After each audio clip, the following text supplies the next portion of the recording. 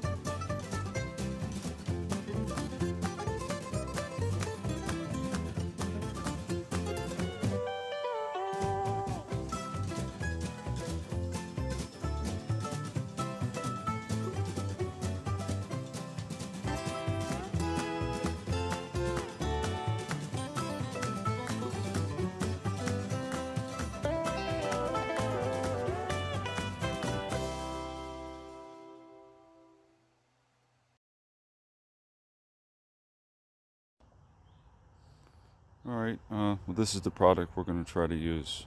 Woodlife Copper Coat. from what I understand, it's pretty much just like the pressure treated treatment, more or less.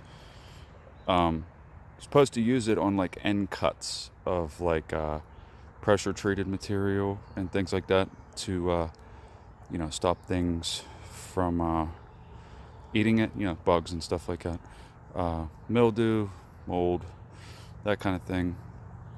And since we're going to use this as somewhat of like a marker, in case you're wondering, 2020 is when we bought the land. That's why we wrote it on there. And I thought I'd give this a shot. It's fairly expensive. It's like $20 for a quart. But, I thought we'd give it a shot to see how it turns out. It should expand the life of this, keep it from getting eaten by bugs, those types of things. So let me brush it on, and then I'll get another picture of it after it's on. All right, well, it seems to be working. Actually looks pretty good. You can see it seeping in. It's really getting the look of like a pressure treated lumber with that green. And when it first comes out, it's sort of blue, like a dark blue. And then as it seeps into the wood, it starts to turn the wood green. I did the whole stump all the way around. I even added a lot extra, like towards the bottom, just to really kind of, divert the bugs and stuff from trying to make a home in there. And then one more thing I did was I drilled a hole, 3/4 inch hole, about 18 inches down, and then I poured a good bit down in there.